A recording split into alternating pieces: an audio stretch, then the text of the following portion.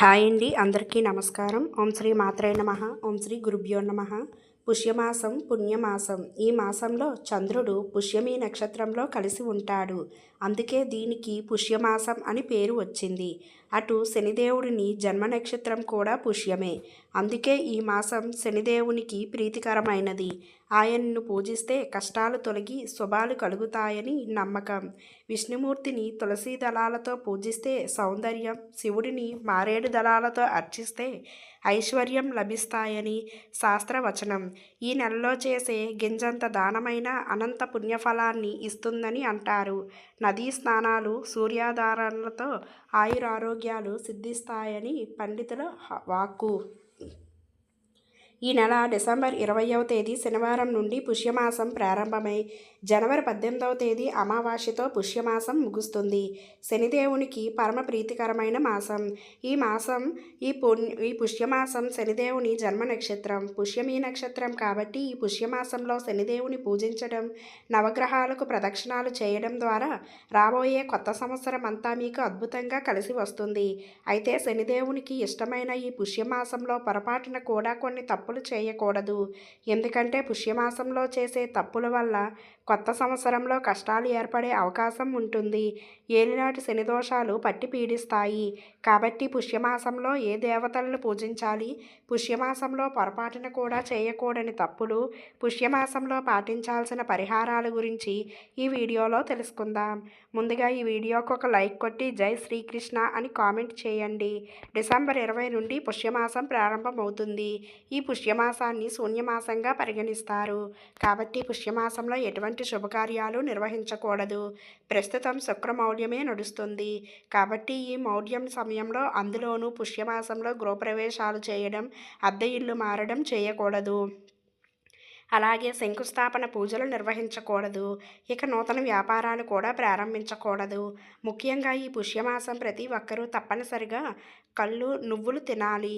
కాబట్టి ఈ నెలలో ఏదో ఒక రోజు నువ్వులు మరియు బెల్లం కలిపిన ఆహారంగా స్వీకరించండి. అలాగే పుష్యమాసంలో వీలైనప్పుడు నీటిలో నువ్వులు వేసుకొని స్నానం చేయండి. జాతకంలో ఉన్న గ్రహదోషాలు తొలగిపోయి అదృష్టం, ధనప్రాప్తి కలిసి వస్తుంది. అలాగే ఈ పుష్యమాసంలో గుమ్మడికాయ తినాలని నియమం ఉంది. ఈ పుష్యమాసంలో గుమ్మడికాయ తింటే అదృష్టం కలిసి వస్తుందని, సంపూర్ణ ఆరోగ్యం కలుగుతుందని నమ్మకం. అయితే ఈ పుష్యమాసంలో వచ్చే ఆదివారం నాడు పొరపాటున కూడా నెయ్యి మరియు ఉసిరికాయను తినకూడదు.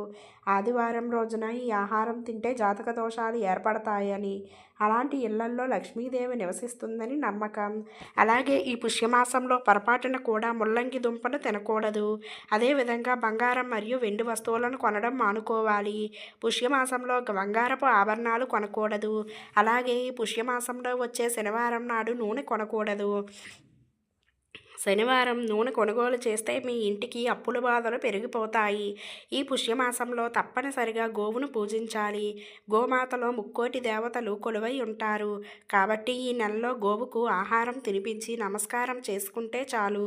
ఇక మీ కష్టాలన్నీ తొలగిపోయి మీ జీవితంలో సుఖ సంతోషాలు ప్రారంభమవుతాయి. శనిదేవుడు సంచరించే ఈ పుష్యమాసంలో ఎవరికీ అప్పు ఇవ్వకూడదు. పుష్యమాసంలో ఎవరికైనా అప్పు ఇస్తే మీ డబ్బు ఎప్పటికీ తిరిగి రాదట. ఇక ఈ పుష్యమాసం నెల రోజులు మీ ఇంటి ముందు ఖచ్చితంగా ముగ్గు ఉండాలి. ఈ మాసంలోనే ధనుర్మాసం కూడా ఉంటుంది. కాబట్టి ఇంటి ముందు రంగుల ముగ్గులు వేసి ముగ్గు పైన గొబ్బెమ్మలు పెడితే అలాంటి ఇళ్లల్లోకి వెంటనే లక్ష్మీదేవి అడుగు పెడుతుంది. కానీ ఇంటి ముందు ముగ్గు లేకపోతే మాత్రం మీ ఇంట్లోకి ఎప్పటికీ లక్ష్మీదేవి అడుగు పెట్టదు. ఈ పుష్యమాసంలో ఎక్కడైనా హోమం జరిగితే ఆ హోమంలో కొన్ని నువ్వులు వేయండి. ఈ పుష్యమాసంలో హోమంలో నువ్వులు వేస్తే అశ్వమేధ యాగం చేసినంత పుణ్య ఫలితం లభించి మీ కుటుంబం మొత్తానికి భోగభాగ్యాలు కలుగుతాయి. అలాగే ఈ పుష్యమాసంలో వచ్చే ప్రతి సోమవారం నాడు శివాలయానికి వెళ్ళి శివాలయంలో నువ్వుల నూనె దీపం వెలిగించండి. మీ ఇంటిపై ఎల్లవేళలా శివానుగ్రహం ఉంటుంది. అలాగే ఈ పుష్యమాసంలో చేసే తులసి పూజలకు అంతులేని ఐశ్వర్యం కలుగుతుందట. తులసి కోటలో లక్ష్మీదేవితో పాటు 33 కోట్ల మంది దేవతలు నివసిస్తారు. కాబట్టి పుష్యమాసంలో ఉదయాన్నే తులసి కోటకు నీళ్లు పోసి ప్రదక్షిణాలు చేస్తే ముక్కోటి దేవతలు ఎంతో సంతోషించి అష్టైశ్వర్యాలను ప్రసాదిస్తారు. ఇక ఈ పుష్యమాసం నెల రోజు రావి చెట్టును త్రిమూర్తులు కొలువై ఉంటారు. కాబట్టి ఈ నెలలో తప్పనిసరిగా రావి చెట్టుకు ప్రదక్షిణాలు చేయడం, రావి చెట్టు కింద దీపారాధన చేయడం ద్వారా ఎన్నో శుభ ఫలితాలు కలుగుతాయి. మరీ ముఖ్యంగా ఈ పుష్యమాసంలో వచ్చే శనివారం నాడు రావి చెట్టు నీడలో నిలబడినా సరే జాతకంలో ఉన్న దోషాలన్నీ తొలగిపోయి విపరీతమైన అదృష్టం కలిసి వస్తున్నాయట. ఈ పుష్యమాసం నెల రోజులు ఏది చేసినా చేయకపోయినా ప్రతిరోజు ఉదయం స్నానం చేసి ఓం శనీశ్వరాయ నమః అని మంత్రాన్ని 21 సార్లు జపించండి. ప్రతిరోజు ఈ మంత్రాన్ని చదివితే సరి దేవుడు ప్రసన్నుడై సకల ఐశ్వర్యాలను ప్రసాదిస్తాడు. అలాగే ఈ పుష్యమాసంలో వచ్చే ప్రతి ఈ శనివారం నాడు మీ దగ్గరలో ఉన్న శివాలయానికి వెళ్ళి శివాలయంలో ఉన్న నవగ్రహాలకు 9 ప్రదక్షిణాలు. ఎందుకంటే పుష్యమాసంలో నవగ్రహాలకు ప్రదక్షిణాలు చేస్తే రాబోయే కొత్త సంవత్సరం అంతా డబ్బు కష్టాలు లేకుండా, ఏలినాటి శని దోషాలు లేకుండా సుఖ సంతోషాలతో జీవిస్తారు. ఇక శుక్రవారం అంటేనే లక్ష్మీదేవిని పూజిస్తాము. అయితే ఈ పుష్యమాసంలో ప్రతి శుక్రవారం లక్ష్మీదేవిని పూజిస్తే లక్ష్మీదేవికి 2 ఎండు ఖర్జూరాలను నైవేద్యంగా సమర్పిస్తే కోరిన కోరికలన్నీ త్వరగా నెరవేరుతాయి. అలాగే ఈ పుష్యమాసంలో ఇంట్లో దీపారాధన చేసేటప్పుడు ఎరుపు రంగు పుష్పాలను దేవుడికి పూజించండి. అలాగే ఈ పుష్యమాసంలో వచ్చే ప్రతి ఆదివారం నాడు ప్రతి ఒక్కరూ తలస్నానం చేసి ఉదయాన్నే సూర్యుడికి ఆజ్ఞ సమర్పించి సూర్యదేవునికి నమస్కారం చేసుకోవాలి. ప్రతి ఆదివారం సూర్య నమస్కారాలు చేస్తే జాతకంలో సూర్యుడు బలపడిందల్లా బంగారమయం అవుతుంది. అలాగే ఈ పుష్యమాసంలో ప్రతి ఒక్కరూ గవ్వల పూజ చేయాలని నియమం ఉంది. ఈ పూజ గదిలో ఉన్న లక్ష్మీదేవి పటం ముందు కొన్ని గవ్వలు పెట్టి ఆ గవ్వలపైన పసుపు కుంకుమలు చల్లి లక్ష్మీదేవికి పూజ చేయండి.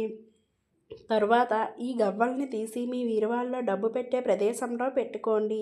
ఇలా చేయడం ద్వారా మీ ఇంటి ధన ప్రవాహం పెరుగుతుందని, అనవసరపు ఖర్చులు తగ్గి ఇంటి సంపద పెరుగుతుందని నమ్మకం. ఇక కటిక పేదరికంతో బాధపడేవారు ఈ పుష్యమాసంలో ఏదో ఒక శుక్రవారం నాడు పాలలో చిటికెడు పసుపు కలిపి తులసి మొక్కకు పోయండి. ఇలా చేయడం ద్వారా మీ ఇంటికున్న పేదరికం వెంటనే తొలగిపోయి మీ ఇల్లు అంతా కనకవర్షంతో నిండిపోతుంది. ఇక ఏలినాటి శనిదోషాలు, అష్టమ శనిదోషాలతో ఇబ్బంది పడేవారు ఈ పుష్యమాసంలో నవగ్రహాల్లో ఉన్న శనిదేవునికి నువ్వుల నూనెతో అభిషేకం చేసి నమస్కారం చేసుకోండి. జాతకంలో ఉన్న అష్టమ శనిదోషాలు అన్నీ తొలగిపోయి డబ్బు పరంగా, ఆరోగ్యపరంగా బాగా కలిసి వస్తుంది. అలాగే ఈ పుష్యమాసంలో ఆదిత్య హృదయం చదివితే చాలా మంచిది. ఈ పుష్యమాసం నెల రోజులు ఉదయం 6 గంటల్లోపే స్నానాలు పూర్తి చేసుకోవాలి. ఈ పుష్యమాసంలో విష్ణు సహస్రనామాలు చదివితే విష్ణుమూర్తి అనుగ్రహం సులభంగా కలుగుతుంది. అలాగే శ్రీ సూక్తం చదివితే దారిద్ర బాధలన్నీ వెంటనే తొలగిపోతాయి. ఇక ఈ నెలలో చేసే అన్నదానాలకు విశేషమైన పుణ్యఫలితం లభిస్తుంది. కాబట్టి ఆకలితో ఉన్న పేదవారికి ఆహారం దానం చేసి 1,000,000 రెట్ల పుణ్యఫలితాన్ని పొందండి. అలాగే బెల్లంతో చేసిన నువ్వుల లడ్డూలను కూడా పేదలకు పంచిపెట్టండి. తద్వారా మీ జాతకంలో అదృష్టం పెరుగుతుంది.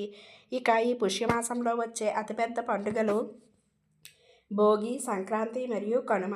2026 జనవరి 14వ తేదీన భోగి, జనవరి 15 సంక్రాంతి, జనవరి 16 కనుమ పండుగ వచ్చింది. భోగి పండుగను తెల్లవారుజామున నిద్రలేచి భోగి మంటలు వేయాలి. అలాగే చిన్నపిల్లలకు భోగి పళ్ళు పోయాలి. భోగి రోజున ప్రతి ఒక్కరూ శరీరానికి నలుగు పెట్టుకొని తలస్నానం చేయాలి. ఇక సంక్రాంతి పండుగ నాడు ఉదయాన్నే స్నానం చేసి సూర్యుడికి ఆజ్ఞ సమర్పించి ఇంటి ముందు రంగుల ముగ్గులు వేసి గొబ్బెమ్మలు పెట్టాలి. ఇక కనుమ పండుగ నాడు ప్రతి ఒక్కరూ గోవును పూజించి నమస్కారం చేసుకోవాలి. కనుమ నాడు దూర ప్రయాణాలు చేయకూడదు. ఏకాదశిని పుత్రదా ఏకాదశి అని కూడా అంటారు. ఈ భద్రతాయదయాకదశను అలవి విష్ణుమూర్తిని పూజించే ఉపవాసం ఉంటే పాత్ర సంతానం కలుగుతుందని నమ్మకం. అలాగే ఈ నెలలో తప్పనిసరిగా పితృదేవతలను ఆరాధించాలి. పుష్యమాసానికి అధిపతి శనిదేవుడు. కాబట్టి ఈ పుష్యమాసంలో శనిదేవుణ్ణి పూజించిన, శని స్తోత్రాలు పఠించిన అలాంటి వారి జీవితంలో ఎలాంటి కష్టాలు లేకుండా, జాతకంలో శని దోషాలు ఏర్పడకుండా అఖండ ఐశ్వర్య ప్రాప్తి కలుగుతుంది. ఈ వీడియో మీకు నచ్చినట్లయితే లైక్, షేర్, కామెంట్, సబ్స్క్రైబ్ చేసుకోవడం మాత్రం మర్చిపోకండి ఫ్రెండ్స్. అలాగే పక్కనున్న గంట సింబల్ని క్లిక్ చేస్తే నేను పెట్టే మరిన్ని వీడియో నోటిఫికేషన్ అనేవి మీ ముందుంటాయండి. ధన్యవాదములు.